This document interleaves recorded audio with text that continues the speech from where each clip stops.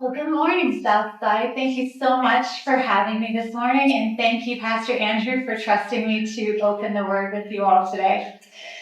So, let's open the Word. We are going to read Mark chapter 7, verses 1 through 24. And fun fact, biblical scholars believe that Mark is an oral gospel, meaning that the first audience would have heard it, not read it.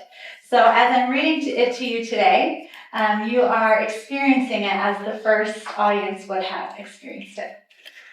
So let's read together.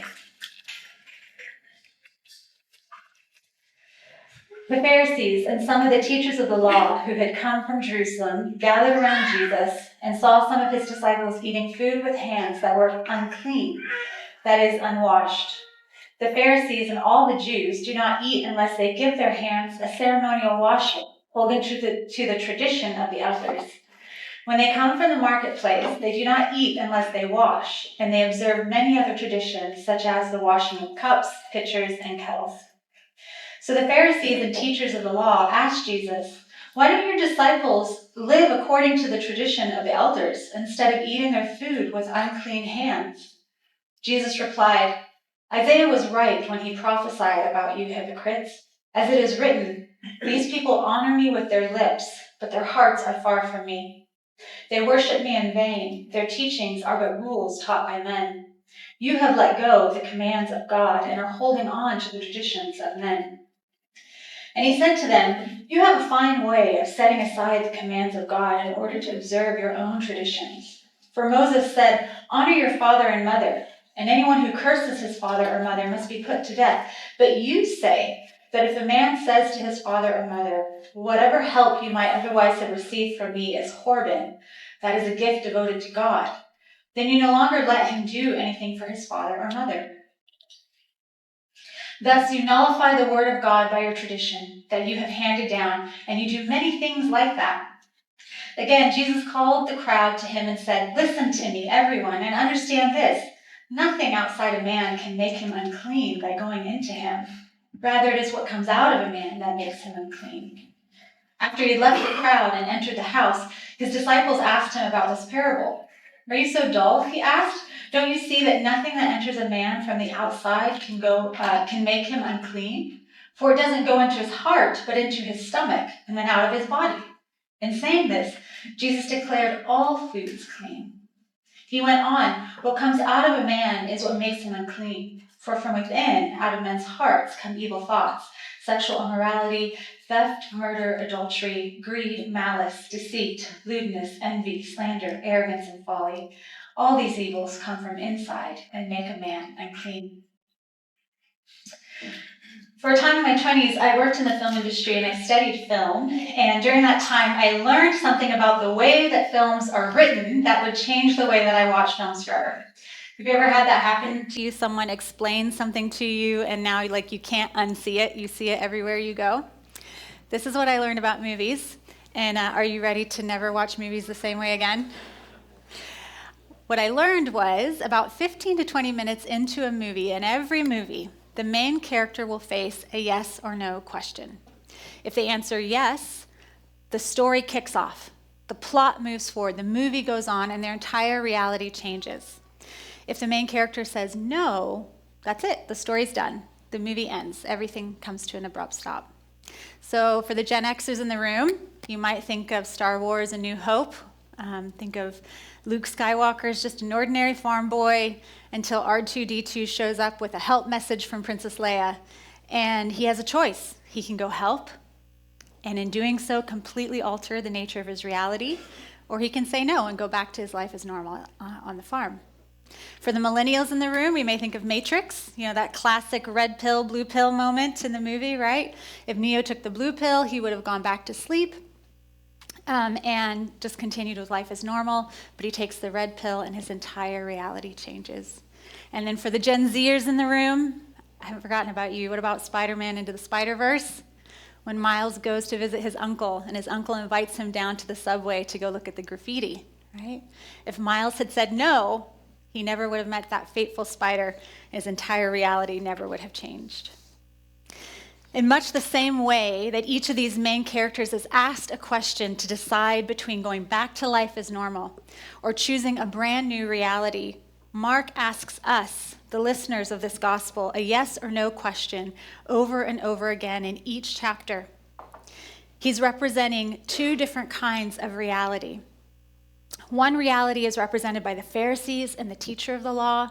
The other is a brand new reality represented by Jesus. And as we watch these parallel realities unfold, we watch the disciples struggle to make sense of what they're seeing. Sometimes they get it, sometimes they don't. And in the same way, Mark is asking us that same question, just like the disciples have to decide yes or no. Will they believe and follow Jesus or not? Mark is asking us, which reality are you going to choose? The old way or the Jesus way? And so we're left today in the hot seat, each and every one of us, on the razor's edge of a question. Through the story of the Pharisees and Jesus here in Mark chapter 7, Mark is showing us two realities of spiritual cleanliness. The old way, which is dictated by rules and traditions and ceremonies, or Jesus's way, in which our purity doesn't begin with us, but begins with what Jesus does in us. And Mark is asking us, which will you choose? Which will you believe? But before we answer the question, we have to make sure we fully understand the question. And so let's take a minute to travel back in time to ancient Rome when the first Christians would have heard the Gospel of Mark, so that we may fully understand and know and feel this message the way that they would have. So, welcome to ancient Rome.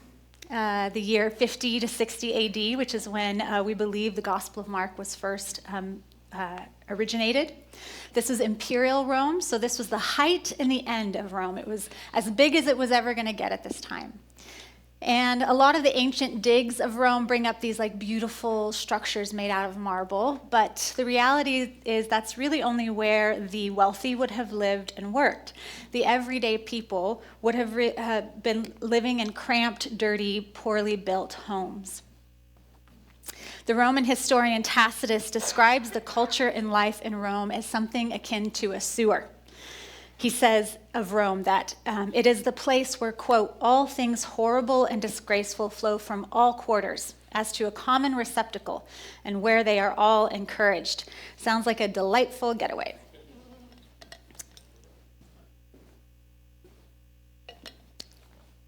And it was in this chaotic jumble of life that Christianity was growing. Not just among the Jews, but among the Gentiles as well. It was booming, but not without a high cost. Because to be an early Christian in imperial Rome was to be despised, to be hated, and to be persecuted. Tacitus tells us that the Emperor Nero particularly targeted Christians and killed them for spectacle and sport. He would have them mauled by dogs, or he would nail them to a cross, or in a particularly horrific turn, he would set them on fire and put them up as lights, evening lights for the streets. Christians could save themselves if they would declare Caesar Lord. They could also prove that they were innocent by worshiping the deities of the city or by swearing by Caesar's divinity. So these early Christians, the first people listening to Mark, were really oppressed on every side, not just by the rule and the dominance of Rome, but also by the teachings of the Pharisees, who told them that if they truly wanted to follow God, they had to follow hundreds of years of rules and traditions that had gotten passed down. But it's into the melee that Mark steps with his story of good news about Jesus. And he says to these early Jesus followers, there's a new emperor in town. There's a new kingdom. There's a new power at play here, a new rule. You know how the Romans rule, with force and might and brutality. And you know how the Pharisees rule, with control and legalism and micromanaging. But let me tell you about Jesus. And that's where Mark tells them the story from chapter 7. So the Pharisees send out a delegation of elders of the law on a fact-finding mission to go see what Jesus and his disciples are doing. They're a rowdy bunch. They keep shaking things up. And so these Pharisees go to Galilee to check on Jesus and his disciples. And they catch them in sin because the disciples are eating with unclean hands. And not just unclean in terms of dirt and soil, but unclean in a spiritual sense because they haven't done the ceremonies and the rituals that they should have done after leaving the marketplace and being around all those pagan Gentiles and unclean Jews. And I can almost hear the collective groan of the disciples. They're about to take a bite, and here come the Pharisees telling them, you haven't done all the rituals. And the disciples know. They've been raised in these Jewish traditions, right? And I can almost see them like stopping mid-bite, like, all right, we got to go get ourselves cleaned up. But then Jesus does something, and I don't use this word lightly, apocalyptic. Something that ends their world as they know it. He turns everything they have ever learned or thought was true about God and food and cleanliness on its head. And the first thing he does is he has the audacity to uncouple for them the rules and the rituals and the ceremonies from God's command. He says to the Pharisees, these rules that you say we need to follow, that you say are sacred, are holy, are God's rules, he's like, they're just human traditions. They've got nothing to do with God anymore because you have wrung God right out of them. In fact, he tells them they're not following God's commands at all. He says in verse 8, you have let go of the commands of God and are holding on to the traditions of men. That is one big slap in the face. But unless we get too self-righteous about the Pharisees, it's important to understand that these rules and traditions were not originally set out to control or oppress people.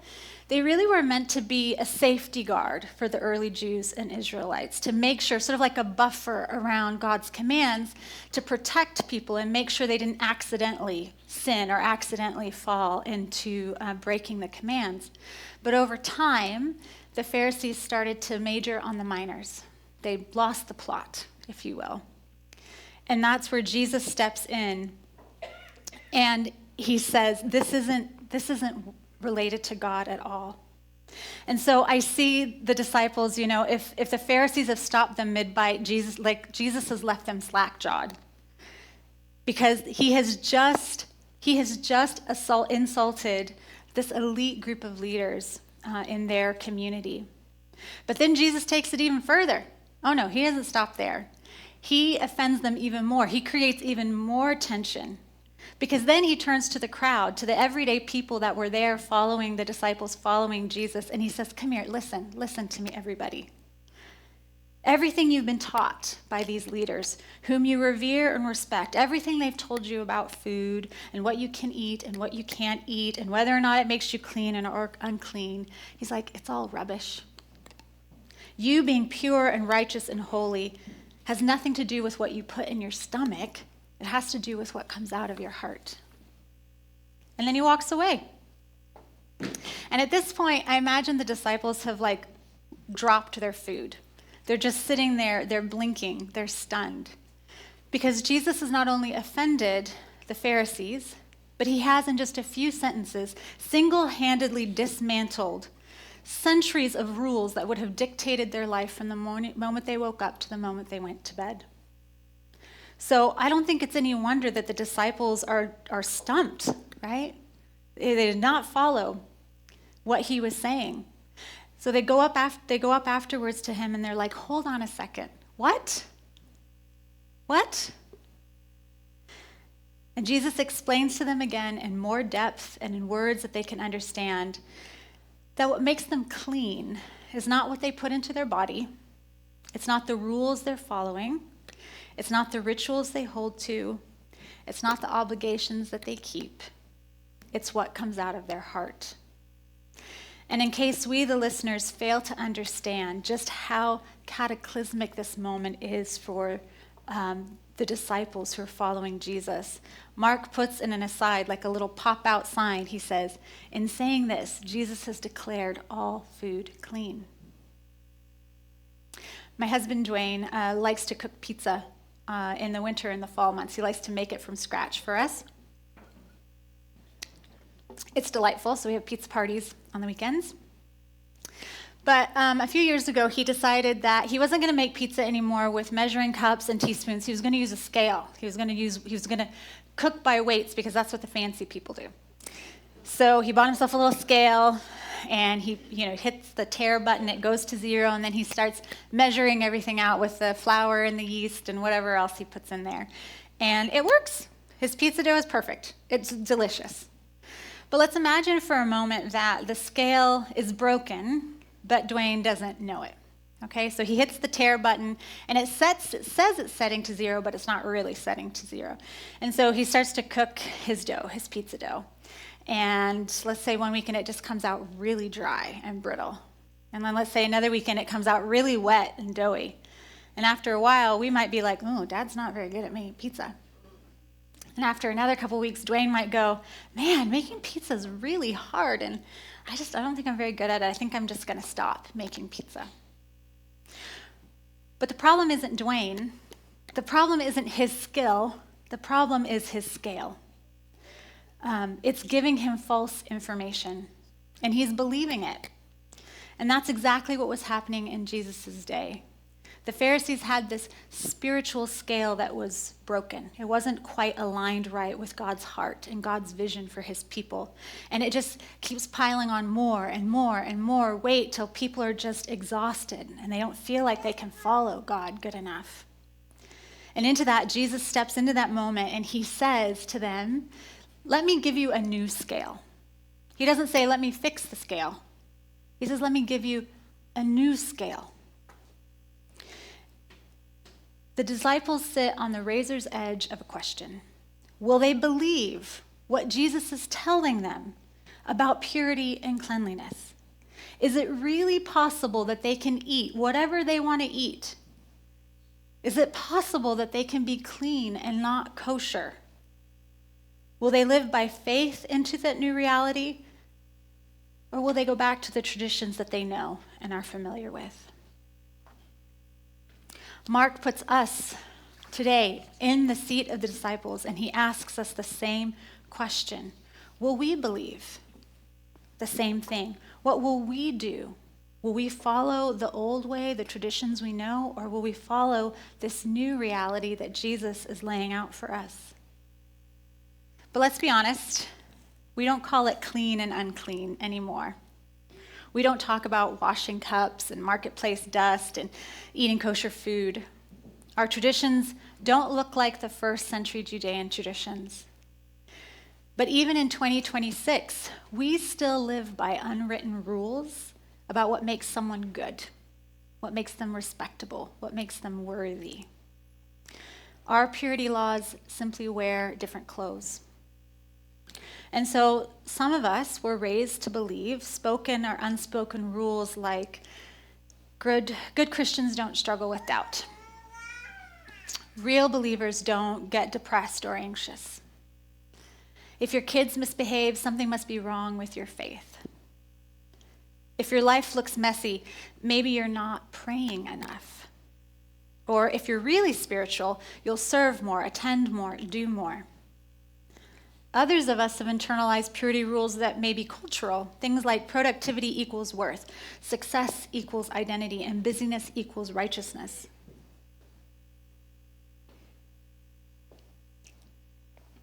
And still others of us, maybe we have internalized purity rules that are religious but aren't biblical. So if you follow the right political ideology, then you're faithful. That's a spicy one. If you worship a certain way, then God is pleased. And I will say that worship is beautiful this morning. Thank you, Michael. Thank you. If you look holy on the outside, then you must be close to God. Like the Pharisees, these rules begin with good intentions. I don't think any of us intend for these rules to become heavy burdens, but in the end, they end up shaping us, defining us, and restricting us. They become chains, and they become our normal. We call them normal, just the normal part of living a Christian life. But Jesus steps into our normal, into our traditions, our coping mechanisms, our unspoken rules, and he says the same words to us that he said to the disciples back then. He says, this is not from God. This is not what makes you clean. So back when I was working in the film industry, we were living in Los Angeles, Dwayne and I, and Dwayne decided that he wanted to climb Mount Baldy, which is the highest peak in the Los Angeles basin at 15,000 feet.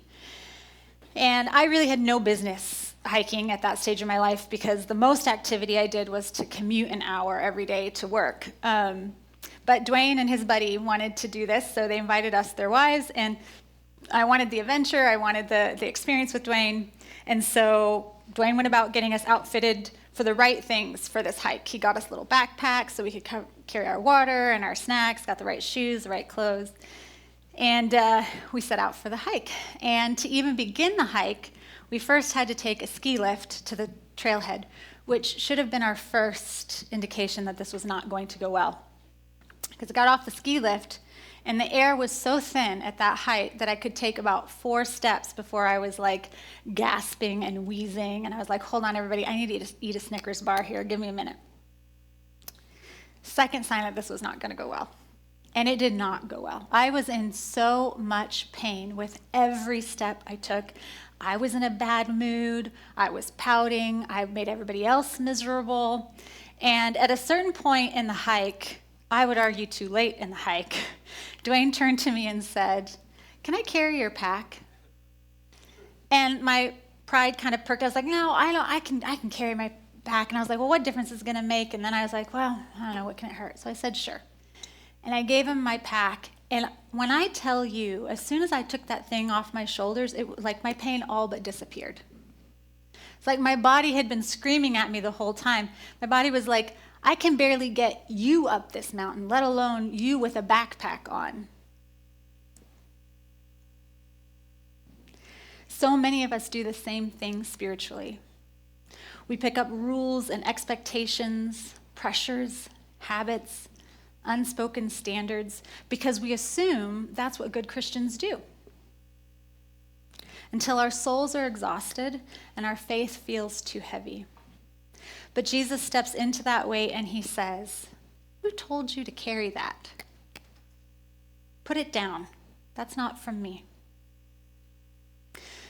Friends, Jesus refuses to measure us by what we perform, hide, or present.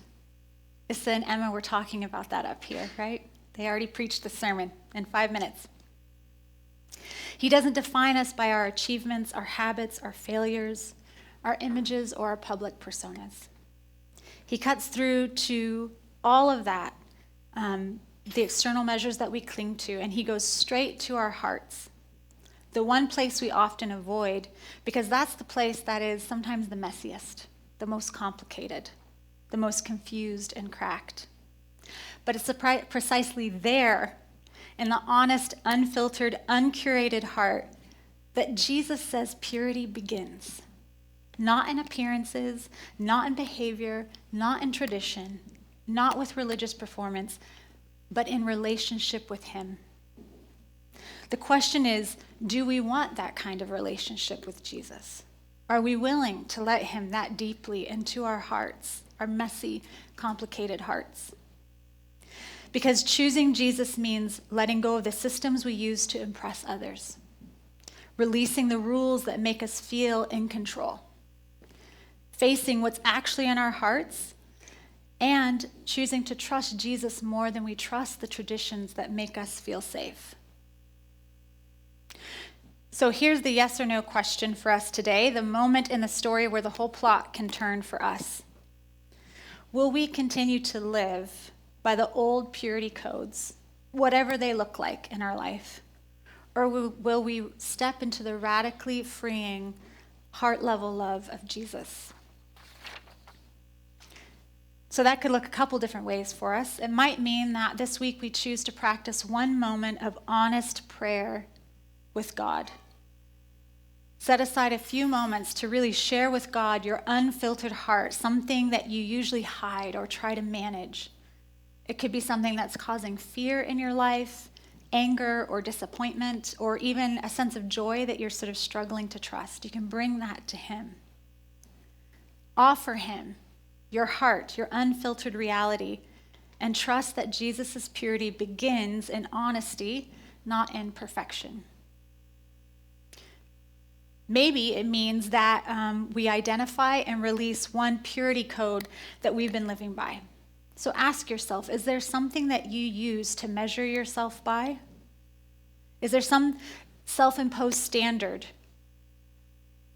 that dictates the way that you move through the world? Choose to intentionally release it, offering it to Jesus, and let Jesus tell you who you are, instead of the rule or the expectation that you've been trying to live by. Because Jesus doesn't want a cleaner version of us. He wants the real us, the one behind the filters and the coping strategies and the well-rehearsed stories and the spiritual resumes. He wants our heart, not to shame it, not to expose it in front of others, but to heal it, to reshape it, to make it whole. So here's our big idea for today. Your purity doesn't begin with what you do. It begins with what Jesus does in you. You don't need to sanitize yourself. Hear me when I tell you, you do not need to sanitize yourself to come to Jesus. You do not need to fill in a list before you're worthy. You don't need to wash your hands before you sit at Jesus' table. In Jesus' kingdom, purity is a gift before it becomes a lifestyle. Belonging comes before behaving. And grace comes before growth. That is the new reality that Jesus is offering us. Will you believe it? Will you step into it? Let's pray.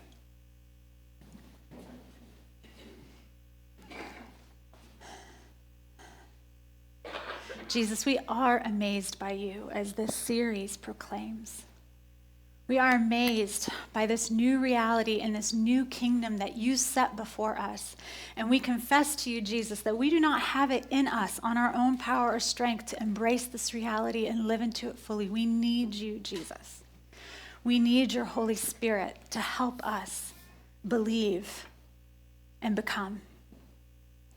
And so we offer ourselves to you today, Jesus. We thank you that in your kingdom, perfection and purity begins in a relationship with you. Perfection and purity begins with your grace. Purity and perfection begin with honesty. Lord, thank you so much for this. We open our hearts to you, and we tell you today that we love you. In your name, amen.